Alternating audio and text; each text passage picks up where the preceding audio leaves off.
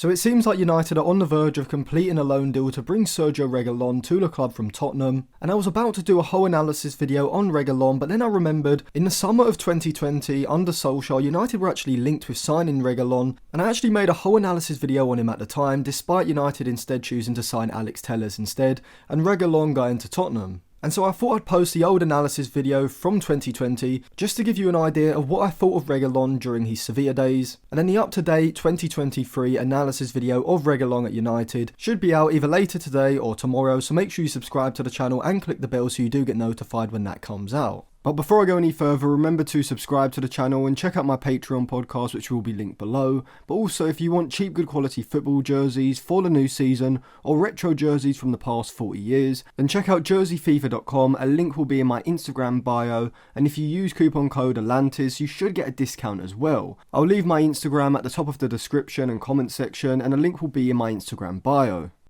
So after Sevilla's Europa League victory a few weeks back, one of the stars of their campaign, Sergio Reguilon, has been heavily linked with a move away from Real Madrid, who he was on loan from while at Sevilla last season. Of recent, Manchester United have been the club most heavily linked with him, but what type of fullback is Reguilon? The Spanish left-back is 23 years old and has 3 years left on his current contract at Real Madrid, and would probably be attainable for a fee in the region of £25 million. Reguilon is an offensive fullback, and in Lopetegui's 4-3-3 shape last season, he was given a licence to push forward down the left flank, being positioned as high as a winger when Sevilla had possession.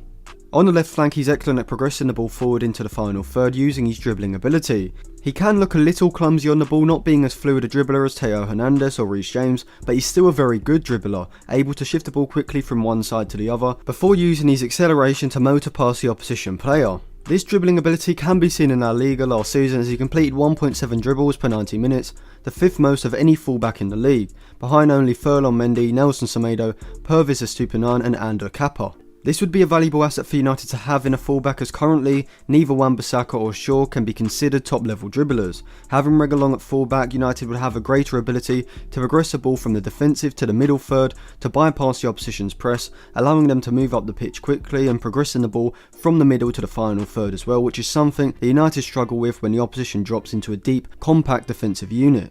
This was evident towards the back end of the season in games against Chelsea and West Ham, and you can see my analysis of those games in my Manchester United analysis playlist, which will be linked in the description below and in the playlist section on my channel. Reguilon's interplay down the left channel is also a massive part of his game. We saw this against Manchester United in the Europa League semi-final. He has the ability to play quick passes with the left-sided attacker and the left-sided central midfielder before making an overlapping run if the wide attacker moves in field, or an underlapping run if he stays wide and stretches the pitch. This was the exact movement we saw him make against Manchester United for Sevilla's first goal, making a dynamic underlapping run into the space that opened up in United's back line. When he gets into the final third, he also has the chance creating ability that is needed from a top level fullback. Last season in La Liga, he created 1.5 key passes per 90 minutes, which was the fourth most of any fullback in the league. This comes from his top level low crossing ability when he gets in behind the opposition back line and has the composure and weight of pass to slide a ball across the 6-yard box, which he did for Suso's goal in the Europa League semi-final. Compare his chance creating metrics to United's fullbacks and we can see how much of a creative improvement Reguilon would be on Shaw, who has 1.1 key passes per 90 minutes, whilst Wan-Bissaka completed just 0.6 key passes per 90, which is extremely underwhelming for a right back at a top 4 club. Despite being an excellent offensive fullback, Reguilon isn't let down by his defensive ability. He is a good one-on-one defender, having a tackle to dribble pass ratio of 46%, ranking in the 63rd percentile when compared to every fullback in Europe's top 5 leagues. He's also a front foot defender, making 1.9 interceptions per 90 when adjusted for possession, ranking in the 83rd percentile, as well as making 1.65 tackles per 90, which ranked in the 81st percentile as well. I wouldn't say he's a top level defender just yet. I think he may have off games, particularly if left isolated against a top level wide attacker like a Mahrez or a Salah. However, there aren't many fullbacks under 23 who are as good going forward and when defending as Reguilon is. When we compare his statistical model to Luke Shaw's, we can see the improvement Reguilon would bring. Reguilon ranks in the 85th percentile for expected assists with 0.13 per 90 minutes, whereas Shaw ranks in the 43rd percentile with 0.07 per 90 minutes. They do rank quite similarly for their defensive metrics, which isn't surprising as Shaw is a very good defensive fullback, both positionally and in terms of one-on-one defending.